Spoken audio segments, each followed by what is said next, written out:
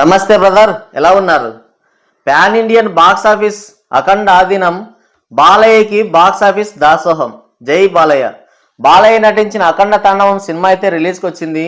బొమ్మ దద్దరిల్లిపోయింది. సినిమా మాత్రం ఫస్ట్ నుంచి లాస్ట్ వరకు అలా ఎంగేజ్ చేస్తూనే ఉంటుంది. సీట్ ఎడ్జ్లో కూర్చోబెడుతుంది. ఎక్కడ కూడా సినిమా బోర్ కొట్టదు. మనం పెట్టిన టికెట్ డబ్బులకైతే వర్త్ వాచ్ అనే చెప్పాలి. హ్యాపీగా, అంటే ఎటువంటి బ్యాడ్ సీన్స్ కానీ అలాగే అగ్లీ సీన్స్ కానీ ఎటువంటివి ఏమీ లేవు. రక్తపాతం కానీ ఇంకోటి ఏమీ లేవు. చక్కగా ఫ్యామిలీతో సినిమాకి వెళ్ళి ఫ్యామిలీ అంతా కూడా ఎంజాయ్ చేయొచ్చు. కావాలంటే మీరు ఇంకొక 4 రోజులు ఆగిన తర్వాత అయినా సినిమా టికెట్ రేట్స్ తగ్గుతాయి. ఆ రోజైనా సరే ఖచ్చితంగా ఫ్యామిలీతో వెళ్ళండి. సినిమాకి పెద్దగా టికెట్ రేట్స్ ఏం పెంచలేదు. సింగిల్ స్క్రీన్స్లో అయితే ఒక 50 రూపాయలు, అలాగే మల్టీప్లెక్స్లో ఒక 100 రూపాయల వరకు అయితే పెంచారు. అది కూడా ఎక్కువ అనుకుంటే ఒక 4 రోజులు ఆగితే సినిమాకైతే టికెట్ రేట్స్ అన్ని తగ్గిస్తారు. ఖచ్చితంగా కుటుంబంతో చూడదగ్గ సినిమా. అయితే కొంతమంది కావాలనో లేదంటే ఇంకేదో తెలియదు కానీ పట్టుబట్టి పగబట్టినట్టుగా ఈ సినిమాకి అయితే రివ్యూలు ఇవ్వడం, అలాగే సినిమా గురించి చాలా డీప్గా డిస్కస్ చేయడం అయితే జరుగుతుంది. అయితే అంటే వాళ్ళు సినిమాస్లో ఏదో పిహెచ్డి చేసినంత బిల్డప్ ఇస్తున్నారు. 24 క్రాఫ్ట్స్లో మరి ఏం తెలుసో మనకైతే తెలీదు. ఇలా అన్నప్పుడు చాలామంది ఏమంటారంటే సినిమా చూడాలంటే సినిమా తీయాలా, సినిమా గురించి తెలియాలా, వంట బాగోలేదని చెప్పడానికి వంట అంతా తెలియాలా అని ఇలాంటి లాజిక్స్ అయితే అడుగుతారు. ఓకే, నేను కాదనట్లేదు. ఇక సినిమా బాగుందా బాగలేదా అని చెప్పడానికైతే సినిమా తీయాల్సిన అవసరం లేదు. సినిమా గురించిన పరిజ్ఞానం కూడా అవసరం లేదు. కాకపోతే మీకు బ్రెయిన్ పనిచేస్తుందో లేదో నాకైతే తెలియదు కానీ సినిమాని లాజిక్స్ వెతుకుతున్నారు. రియాలిటీకి ముడిపెట్టి లాజిక్స్ వెతుకుతున్నారు. అది నేను తప్పంటున్నాను. అంటే ఏ సినిమా కూడా అసలు సినిమా అంటే మనం వెళ్ళింది ఏ ఫిజిక్స్ క్లాస్కో లేదంటే మ్యాథ్స్ క్లాస్కో కాదు. మనం వెళ్ళింది సినిమాకి. జస్ట్ ఎంటర్టైన్మెంట్ కోసం మాత్రం సినిమాకి వెళ్ళాం. అయితే దీన్ని రియాలిటీకి ముడిపెడుతున్నారు. అసలు సినిమా అంటేనే రియాలిటీకి సంబంధం లేదు కదా. రియాలిటీకి సినిమాకి సంబంధం ఏముంది? ఆ విధంగా చూస్తే 99% సినిమాలు, అంటే 100కి 99 సినిమాలు నువ్వు రియాలిటీ కోరుకుంటే అట్టర్ ఫ్లాప్ అవుతాయి సినిమాలన్నీ. సినిమాలో జస్ట్ కేవలం ఎంటర్టైన్మెంట్ మాత్రమే ఉండాలి. అంటే మనం థియేటర్లోకి వెళ్ళిన తర్వాత మొదటి నుంచి లాస్ట్ వరకు మనల్ని ఎంగేజ్ చేసిందా లేదా, సీట్ ఎడ్జ్లో కూర్చోబెట్టిందా లేదా, మనం పెట్టిన డబ్బులకి సినిమా వర్త్ వాచా కాదా అనేది మాత్రమే చూడాలి. ఎక్కడైనా నీకు సినిమా బోర్ కొడితే ఓకే, సినిమా బాగోలేదని చెప్పొచ్చు, లేదంటే ల్యాగ్ ఉందని చెప్పొచ్చు, తప్పదు. కానీ చాలామంది రియాలిటీ కోరుకుంటున్నారు.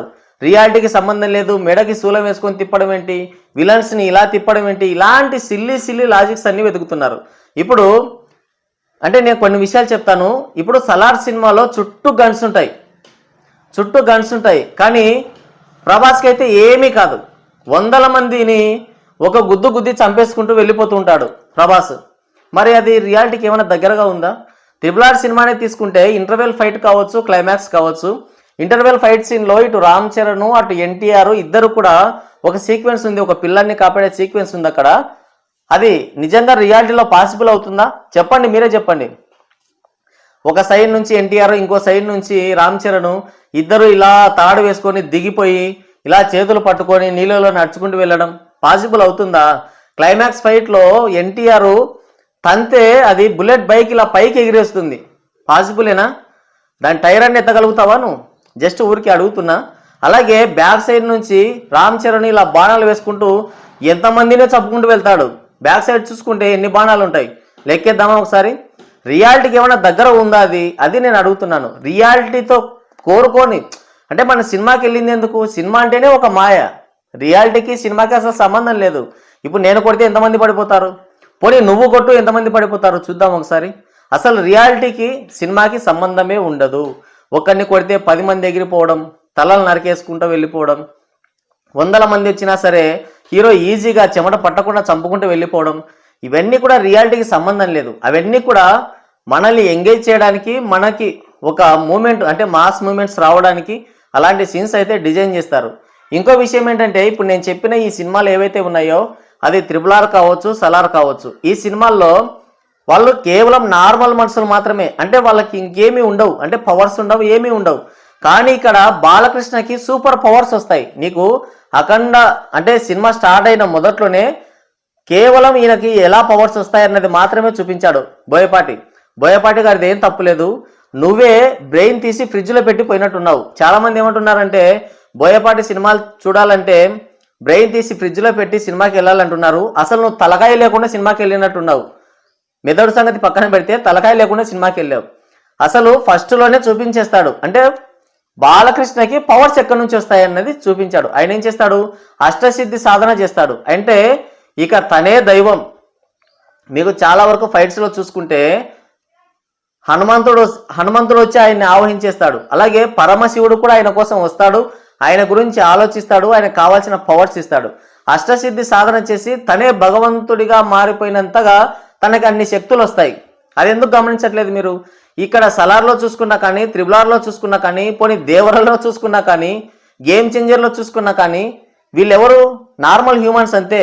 నార్మల్ హ్యూమన్సే అన్ని ఫైట్లు అన్ని సీక్వెన్స్లు చేసినప్పుడు పవర్స్ ఉన్నటువంటి, అంటే కొన్ని మంత్రసిద్ధులు కొన్ని పవర్స్ ఉన్నటువంటి అఘోరాలు అలాంటి ఫైట్లు చేస్తే ఎక్కడ నీకెందుకు తప్పు అనిపించింది?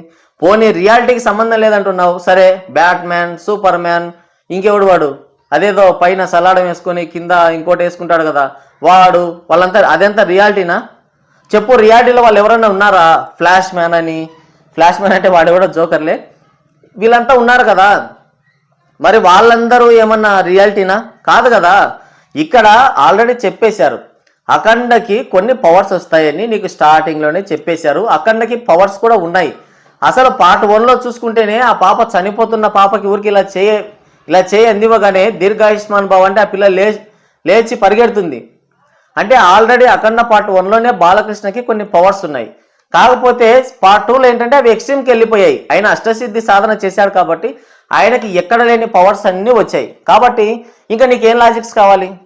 నీకు లాజిక్స్ ఏం కావాలి? చాలామంది ఎంతసేపు ఇది గ్రాఫిక్స్కి వ్యతిరేకంగా ఉంది, న్యూటన్ లాకు వ్యతిరేకంగా ఉంది, ఇలా ఉంది అలా ఉంది అంటున్నారు. పవర్స్ వచ్చినప్పుడు ఇంకా ఎలా ఉంటాయి? పవర్స్ వచ్చినప్పుడు ఎంతమందినైనా కొట్టగలడు, ఎలాంటి ఫైట్లైనా చేయగలడు. అది కాక దైవం మంత్రాధీనం అంటే ఇంకోసారి పార్ట్ 1లో చెప్పేశారు. అలాగే పార్ట్ 2లో కూడా మురళీమోహన్ గారు అలాగే ఇంకొక ఆయన కూడా చెప్పాడు. ఏమని? అఘోర గురించి చెప్పారు, అంటే బాలకృష్ణ గురించి చెప్పారు. పంచభూతాలు తన ఆధీనంలో ఉంటాయి. నీటిలోనూ వెళ్ళగలడు, గాలిని తనకి అనుకూలంగా మార్చుకోగలడు, ఆకాశాన్ని భూమిని మొత్తం అన్నింటిని కూడా తను మేనేజ్ చేయగలడు. అంతటి శక్తిమంతుడు అఘోర అని కూడా చెప్తారు. మరి నీకు తలకాయ పనిచేయలేదా? నేను ప్రతి ఒక్కటి చూస్తూనే ఉన్నాను, ఎవరు చూసినా కూడా లాజిక్ అందలేదు. సినిమా అలా ఉంది, ఇలా ఉంది, ఎలా ఉంది? నువ్వు వెళ్ళు సినిమాకి, ప్రశాంతంగా కూర్చో, నువ్వేం ఎక్స్పెక్ట్ చేయకు. బాలయ్య బోయపాటి సినిమా అంటే ఎలా ఉంటుందో నీకు ఆల్రెడీ తెలుసు. ఇక నువ్వేం ఎక్స్పెక్ట్ చేయకుండా సినిమాకి వెళ్ళు. సినిమా నీకు ఎక్కడైనా బోర్ కొట్టినా, లేదంటే సినిమాలో ఈ లాజిక్స్ అనేవి పక్కన పెట్టు, సినిమాలో ఇంకా ఏదన్నా సినిమాకి సీన్కి సంబంధం లేకపోయినా ఇలాంటివి ఏమన్నా కంప్లైంట్స్ ఉంటే చెప్పండి ఖచ్చితంగా. ఎందుకంటే అది వాళ్ళ తప్పే. సినిమా సరిగ్గా లేకపోతే అది వాళ్ళ తప్పు. ఓసారి ఫ్యామిలీని తీసుకొని వెళ్ళండి. సంక్రాంతికి వస్తున్నాం లాంటి క్రింజి సినిమాని 250-300 కోట్లు వచ్చింది ఆ సినిమాకి, ఎగబడి చూశారు. ఆ సినిమాతో పోల్చుకుంటే ఈ సినిమా వేరే లెవెల్, నెక్స్ట్ లెవెల్. సినిమాని మీరు మనసుతో చూడండి. ఈ సినిమాకి వెళ్ళిన తర్వాత మనసుతో చూడండి, సినిమా ఎలా ఉందని మీకే తెలుస్తుంది. అయితే అఖండ పార్ట్ 1లో చూసాం కాబట్టి మళ్ళీ పార్ట్ 2లో అదే క్యారెక్టర్ని కంటిన్యూషన్ చేయడంతో మనం చాలా ఎక్స్పెక్ట్ చేసాం. అంటే స్టోరీ కావచ్చు, మెయిన్గా ఇక్కడ స్టోరీ ప్రాబ్లం వచ్చింది. అఖండ పార్ట్ 1లో ఎలాగో ఉందో సేమ్ అఖండ పార్ట్ 2లో కూడా సేమ్ అదే జరుగుతూ వెళ్ళింది. కొన్ని సిమిలర్గా వేరే సీన్స్ అయితే పెట్టారు, కానీ సేమ్ అఖండ పార్ట్ 1 ఎలా ఉందో అలానే ఉంది. ఇదే ఇక్కడ పెద్ద మైనస్ అయిపోయింది. కొంచెం కథ మార్చి కేవలం ఆది పినిశెట్టితోనే పార్ట్ 1 పార్ట్ 2 అదే ఫస్ట్ హాఫ్ సెకండ్ హాఫ్ రెండు కూడా ఆది పినిశెట్టితోనే నడిపించుంటే కనుక బొమ్మ బ్లాక్ బస్టర్ అయి ఉండేది. బోయపాటి చేసిన తప్పేంటంటే ఎక్కడికెక్కడికో తీసుకెళ్ళాడు, చైనా వాడని, ఏదో వైరస్ అని, ఇంకో చోట అంతా తిప్పి లాస్ట్కి అక్కడికి తీసుకొచ్చాడు. ఆది పినిశెట్టి చాలా పవర్ఫుల్ రోల్ అది. జస్ట్ కేవలం రావడం, తన్నులు తినడం, పారిపోవడం, మళ్ళీ రావడం, తన్నులు తినడం, చావడం, కేవలం 2 ఫైట్ సీక్వెన్సెస్ కోసం మాత్రమే ఆది పినిశెట్టిని తీసుకున్నారనే ఫీల్ వచ్చింది. అక్కడ సినిమా దెబ్బ కొట్టింది. అంటే మనం అవతార్ సినిమా చూసుకుంటే అవతారు అప్పటికి మనం చూడలేదు, కొత్త ప్రపంచం, వండర్ అయిపోయాం. దాంట్లో స్టోరీ చూసుకుంటే చాలా నార్మల్గా ఉంటుంది, సింపుల్గా చెప్పేయచ్చు. ఇక్కడ భూమి నాశనం అయిపోతుంది, ఇక్కడ ఉన్న మనుషులు అక్కడికి వెళ్ళి అక్కడ ఆక్రమించుకోవాలని చూశారు, వాళ్ళే తిరిగి మళ్ళీ వీళ్ళ మీద ఫైట్ చేశారు, సింపుల్ స్టోరీ. కానీ ఆ ప్రపంచం మనకు కొత్తది.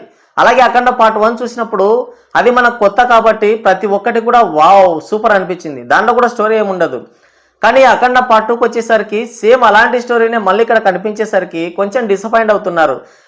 ఓకే, స్టోరీ వైజ్గా చూసుకుంటే ఇందులో స్టోరీ లేదు, అది అందరూ ఒప్పుకోవాల్సిన విషయమే. అది బోయపాటి అయినా ఇంకొకడైనా ఖచ్చితంగా ఇందులో స్టోరీ లేదు. సినిమాలో స్టోరీ లేకపోవడం ఒక మైనస్ అయితే, ఇంకోటి వచ్చేసి అఖండకి సూపర్ పవర్స్ ఉన్నాయన్న విషయం క్లైమాక్స్ ఫైట్లో మాత్రమే పెద్దగా ప్రొజెక్ట్ చేశాడు బోయపాటి. అంటే ఆది పినిశెట్టితో ఫైట్ ఉన్నప్పుడు కూడా కొంచెంగా చూపించాడు, కానీ ఆడియన్స్కి దిమాగ్ పనిచేయలేదు. అంటే మర్చిపోయారన్నమాట, ఈయనకి సూపర్ పవర్స్ ఉన్నాయి, ఈయన ఒక సూపర్ మ్యాన్, ఈయనకి చాలా పవర్స్ ఉన్నాయన్న విషయం మర్చిపోయారనమాట. అందుకని చెప్పేసి చాలామంది లాజిక్స్ ఫిజిక్స్ ఏదేదో అడుగుతున్నారు. ఓకే, కానీ అఖండ వచ్చినప్పటి నుంచి కూడా ఆ సూపర్ పవర్స్ని కొంచెం బాగా ప్రొజెక్ట్ చేసి ఉంటే కనుక ఇంకా బాగుండేది.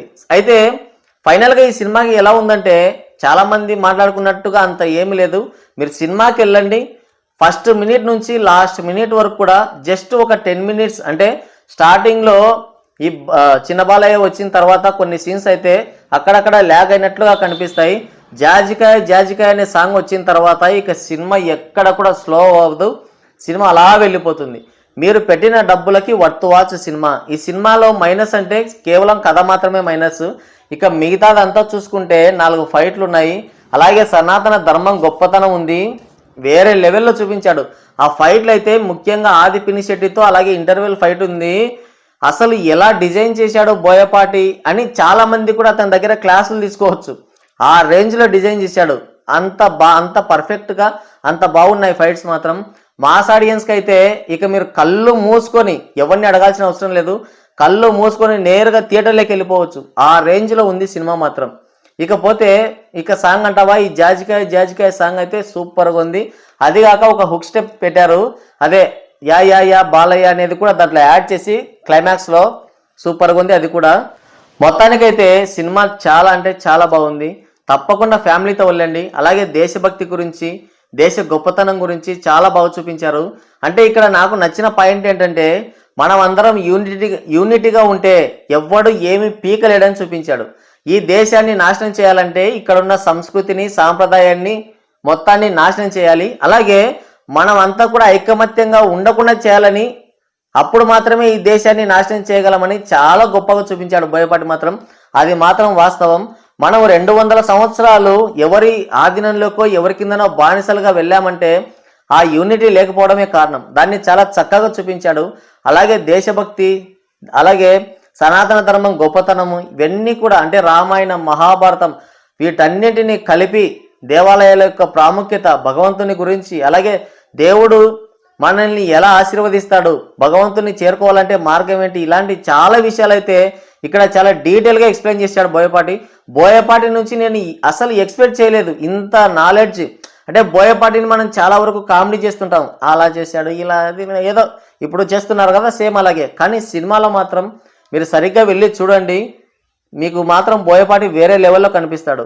అయితే హిందువులు మాత్రం తప్పక సినిమాకి వెళ్ళండి, ఫ్యామిలీతో సినిమాకి వెళ్ళండి, సినిమా చూడండి, మీ పిల్లలకు కూడా చూపించండి. ఎందుకంటే ఇప్పుడు చాలా ముఖ్యం, మన చుట్టూ ఏదేదో జరిగిపోతుంది, మీరు గమనించట్లేదు. ఖచ్చితంగా ఈ సినిమాకి వెళ్ళండి, మీ పిల్లలకి ఈ దేశ గొప్పతనం, సనాతన ధర్మం యొక్క గొప్పతనం తెలుస్తుంది ఖచ్చితంగా.